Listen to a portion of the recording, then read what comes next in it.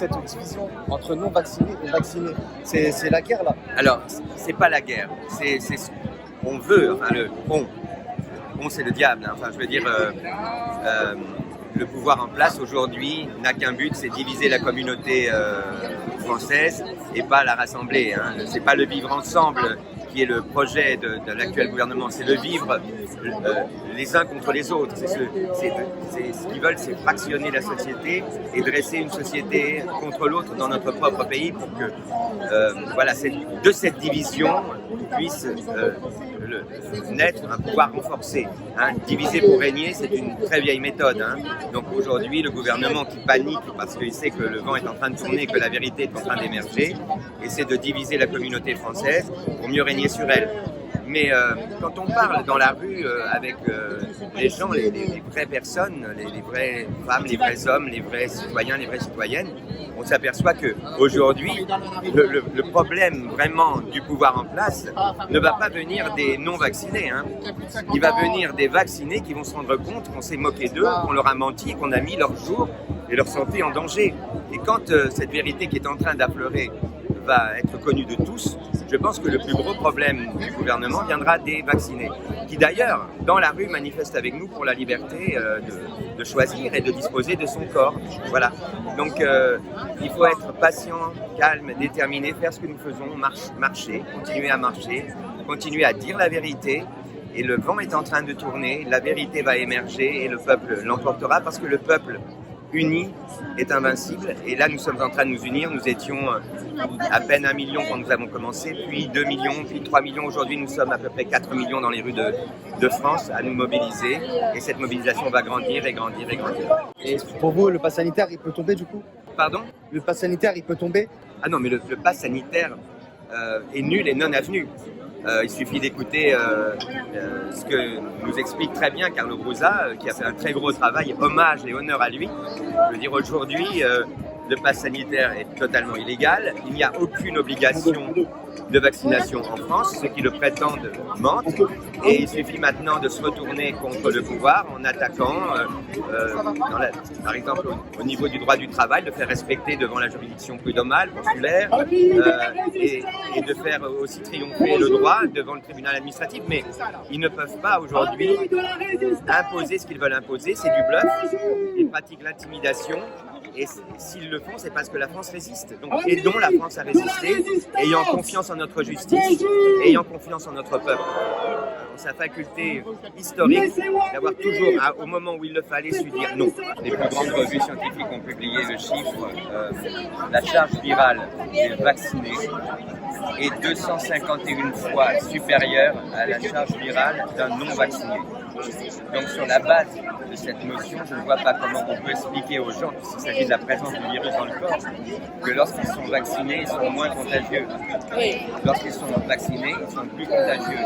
Sur cette base, je ne vois pas comment on peut expliquer aux gens que lorsqu'ils sont vaccinés, ils sont moins contaminés. Lorsqu'ils sont vaccinés, ils sont plus contaminés. Donc voilà, le mystère, c'est aujourd'hui, alors qu'on sait tout ça, comment les gens continuent à croire, enfin, pas tout le monde, mais comment une partie de la population mondiale continue à croire que lorsqu'on est vacciné, enfin, on appelle ça vacciner, mais c'est pas un vaccin, on est bien d'accord, hein, une inoculation. Comment les gens continuent à croire qu'avec ces inoculations, ils vont être moins contaminants et moins contaminés. C'est un grand mystère, mais en même temps, on connaît la force de la propagande. On est juste là pour maintenir la vérité, voilà. La maintenir en place dans la rue, puisqu'elle ne peut pas mettre en place dans le monde médiatique. Eh bien, nous faisons de la rue le premier média de la vérité. Voilà. Moi, j'ai envie de vous dire que justement, vous parliez de censure.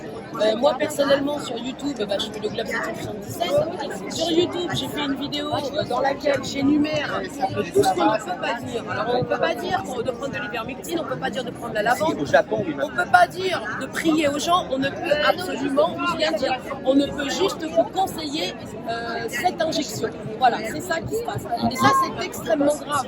Et après, les gens s'étonnent qu'on dise qu'on soit dans un état totalitaire. Donc, moi, personnellement, là, je suis sur Facebook. Il y a de moins en moins de gens qui s'étonnent qu'on utilise le mot de dictature pour qualifier ce que nous vivons, puisque nous vivons dans un système qui concentre tous les pouvoirs entre les mains d'une seule personne. Et ça, c'est la définition du dictionnaire. La définition que le dictionnaire donne du mot dictature. Ce que je veux dire simplement, c'est qu'effectivement, il y a un problème de liberté d'expression dans notre pays. Le fait que les GAFA soient entre les mains des gouvernants fait qu'aujourd'hui, quelqu'un qui veut défendre une pensée dissidente va se faire retirer son compte.